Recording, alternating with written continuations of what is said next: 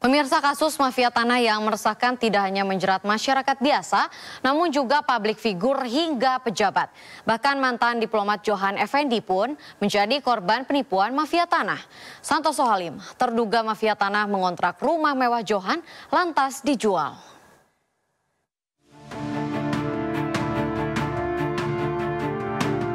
Mantan diplomat Johan Effendi menjadi korban mafia tanah. Rumahnya di kawasan Kemang, Jakarta Selatan tiba-tiba dijual tanpa sepengetahuannya dan suratnya pun dipalsukan. Semua berawal pada tahun 2016 saat pria bernama Husin Ali Muhammad menyewa rumah milik Johan Effendi. Lalu dengan modus ingin menurunkan daya listrik, Husin meminjam sertifikat hak milik rumah korban. Untuk meyakinkan korban, Husin juga membawa petugas PLN Gadungan.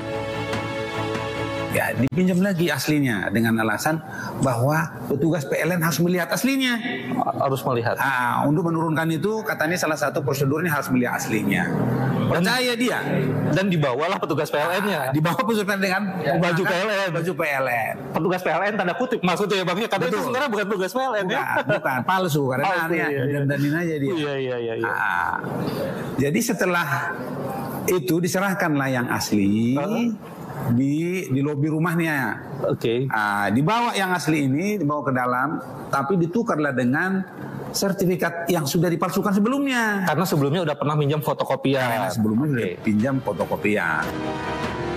Setelah SHM dipalsukan, rumah kemudian dijual ke Santoso Halim seharga 15 miliar rupiah yang belakangan diketahui hanya ditransfer 8 miliar rupiah ke pelaku Husin Ali.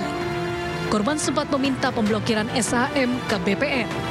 Namun BPN membuka pemblokiran setelah ada sosok yang berpura-pura mengaku korban datang ke BPNS.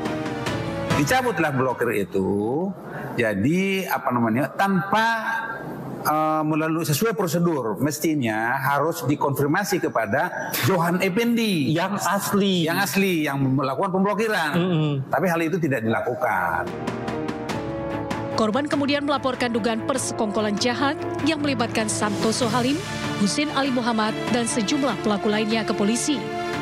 Selain Husin Ali divonis 5 tahun penjara karena terbukti memalsukan surat, sementara Santoso Halim masih diproses hukum. Namun dalam kasus mafia tanah lainnya, Santoso divonis 3 tahun penjara. Dan hingga kini, Santoso tidak diketahui keberadaannya. Saat diminta klarifikasi terkait dugaan keterlibatan kasus mafia tanah, Santoso juga tidak merespon. Tim Liputan iNews melaporkan.